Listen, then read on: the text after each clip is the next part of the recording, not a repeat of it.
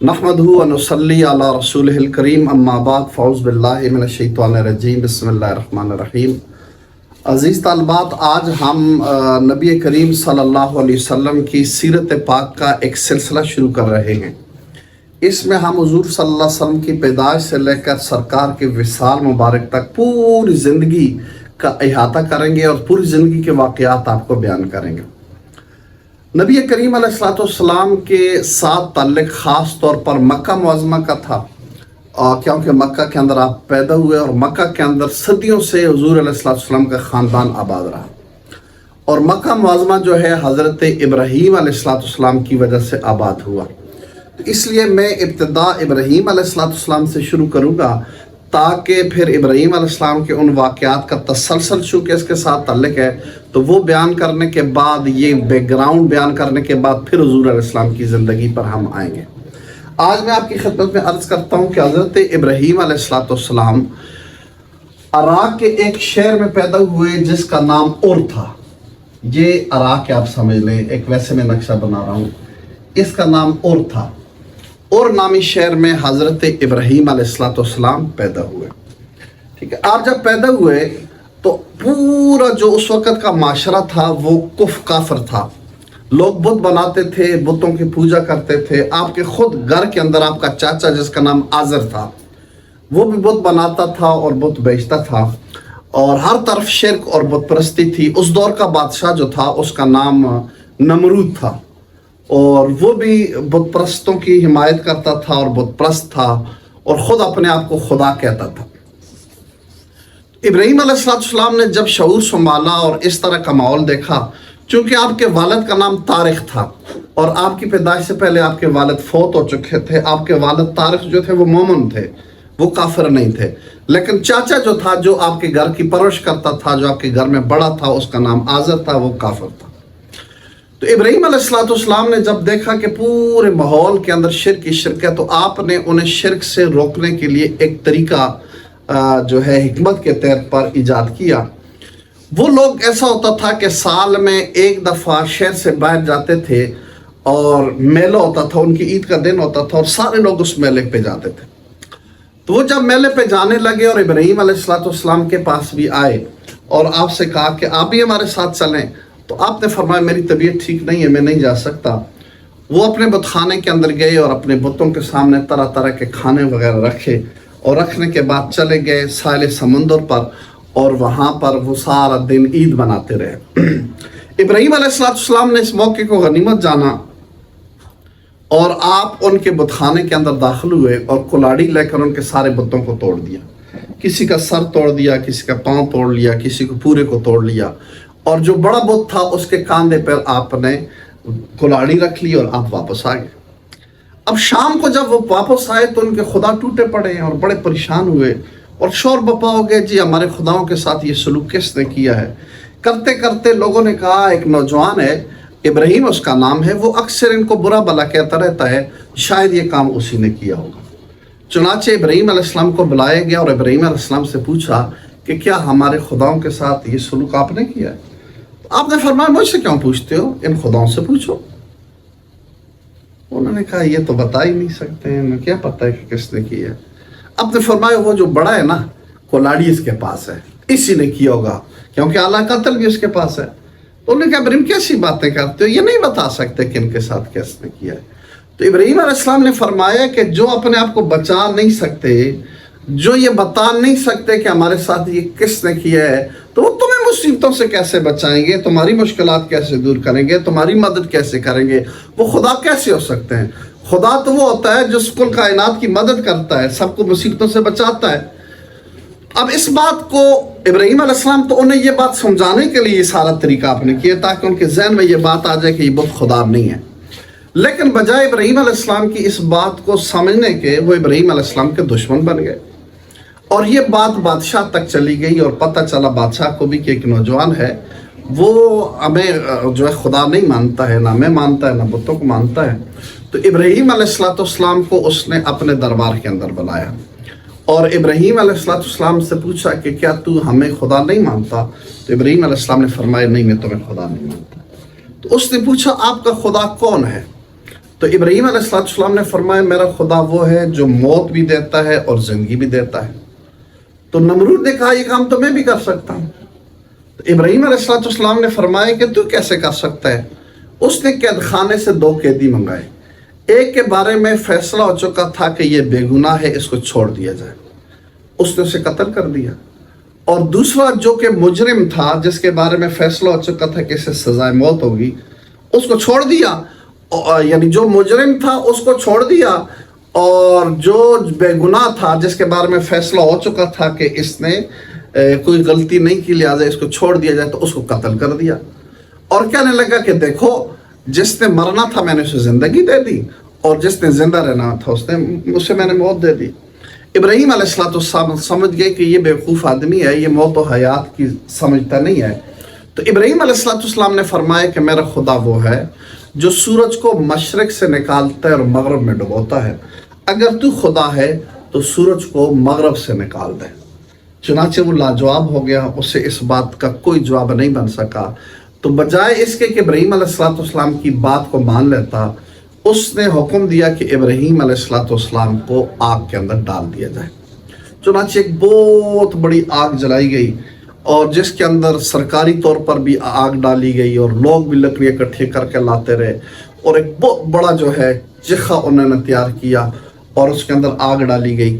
پھر اس کے بعد اس آگ کو جلایا گیا، جب اس کے شعلے آسمان سے باتیں کرنے لگے تو ابراہیم علیہ السلام کو اس آگ کے اندر ڈال دیا گیا۔ ابراہیم کو آگ کے اندر ڈالا تو اللہ تعالیٰ نے فرمایا یا نارو کونی بردم و سلاما علی ابراہیم، اے آگ تو ابراہیم علیہ السلام پر ٹھنڈی ہو جا اور سلامتی ہو جا۔ چنانچہ انہوں نے جب ابراہیم علیہ السلام کو دیکھا کہ انہیں آگ کے اندر ڈالا گیا ہے، تو آگ کے درمیان ایک حلقہ بنا ہوا ہے، اور وہاں پر جو ہے باغ بنا ہوا ہے، سبزہ ہے، اور درمیان میں ابراہیم علیہ السلام بیٹھے ہوئے۔ تو وہ حیران و پریشان ہو گئے کہ ابراہیم علیہ السلام پر تو آگ ٹھنڈی ہو گئی۔ ابراہیم علیہ السلام اس آگ سے بچ گئے، اور اللہ تعالیٰ نے اس آگ کو ابراہیم علیہ السلام پر سلامتی کر لیا۔ اس وقت ابراہیم علیہ السلام کو اللہ تعالیٰ نے، جب آپ آگ سے نکلے تو اللہ تعالیٰ نے حکم دیا ابراہیم علیہ السلام کو کہ آپ یہاں سے ہجرت فرمائیں۔ چنانچہ ابراہیم علیہ السلام نے عراق سے ہجرت کی، اور آپ کے ساتھ آپ کے بھتیجے حضرت لوط علیہ السلام بھی تھے، اور آپ کی بیوی حضرت سارہ رضی اللہ تعالیٰ عنہ بھی تھی۔ حضرت سارہ جو ہیں یہ حضرت ابراہیم علیہ السلام کے چاچا کی بیٹی تھی اور آپ کی بیوی تھی، اور فرماتے ہیں کہ حضرت حوا کے بعد دنیا کی حسین ترین عورتیں جو ہے حضرت سارہ تھی، بہت زیادہ خوبصورت تھی۔ تو ان کو لے کر اور مال و دولت اپنا لے کر ابراہیم علیہ السلام پھر یہاں سے ہجرت فرمائی، اور آپ شام چلے گئے یا فلسطین چلے گئے۔ یہ جو میں نے آپ کو بتایا یہ عراق کا ایک نقشہ ہے، ٹھیک ہے۔ اس وقت عراق کے ساتھ ادھر شام لگتا ہے موجودہ زمانے میں، ٹھیک ہے، اور شام کے ساتھ یہاں لبنان ہے، اور لبنان کے ساتھ نیچے یہ اردن ہے، اور ادھر جو ہے یہ فلسطین ہے۔ اس وقت یہ نقشہ ہے تقریباً، ٹھیک ہے۔ ابراہیم علیہ السلام کے زمانے میں یا پہلے، یعنی موجودہ اس بات کے بعد سے پہلے، آج سے 200 سال پہلے، 300 سال پہلے، یہ ساری جو علاقہ تھا نا، اس کو ارض شام کہا جاتا تھا۔ یہ سب ارض شام ہوتی تھی، ٹھیک ہو گیا۔ اس کو ارض مقدس بھی کہتے تھے، سرزمین انبیاء بھی کہتے تھے، یہ انبیاء کی سرزمین ہے، ٹھیک ہے، اور شام بھی کہلا جاتا تھا۔ خواہ یہاں کوئی ہو، یہاں ہو، یہاں ہو، یہاں، اسے شام ہی کہتے تھے۔ بات سمجھائی نہیں ہے؟ تو ابراہیم علیہ السلام نے یہاں سے اور سے ہجرت کی، اور چلتے چلتے چلتے چلتے چلتے یہ موجودہ جو فلسطین ہے نا، فلسطین میں آ کر ابراہیم علیہ السلام آباد ہو گئے۔ یہ ہے تھا ابراہیم علیہ السلام کا اصل ٹھکانہ۔ اس کو میں ذرا موٹا کر لیتا ہوں۔ اب ابراہیم علیہ السلام کی یہاں قبر مبارک ہے، اور اس شہر کا نام ہے الخلیل۔ ابراہیم علیہ السلام کی یہاں قبر ہے، اور یہاں پہ الخلیل ہے، آج کل فلسطین یہاں ہے۔ اور ابراہیم علیہ السلام آ کر یہاں رہنا شروع ہو گئے، اور یہاں پہ ابراہیم علیہ السلام جو ہے آباد ہو گئے۔ تو یہ تھا۔ اچھا، اس کے بعد ایسا ہوا کہ کچھ زمانہ ابراہیم علیہ السلام یہاں رہے، اور پھر ایسا ہوا کہ اس علاقے کے اندر کات پڑ گیا یا کوئی اور مسئلہ ہو گیا، تو ابراہیم علیہ السلام اپنے مال کو لے کر یہاں سے چلے. تو یہ نیچے مصر تھا، ایک علاقہ مصر. تو ابراہیم علیہ السلام یہاں سے فلسطین سے ہجرت کر کے مصر تشریف لے آئے. ٹھیک ہے. مصر کا جو بادشاہ تھا اس زمانے کے اندر ایک بڑا ظالم بادشاہ تھا. اسے جب پتہ چلا کہ ابراہیم علیہ السلام کی ایک نیا بندہ آیا ہمارے علاقے کے اندر اور اس کی بہت خوبصورت بیوی ہے، تو چنانچہ اس نے ابراہیم علیہ السلام کی بیوی کے ساتھ زیادتی کرنے کی کوشش کی. ابراہیم علیہ السلام تنہا تھے اور دوسری طرف سے پوری فوج تھی، ظاہر پوری حکومت تھی، طاقت تھی.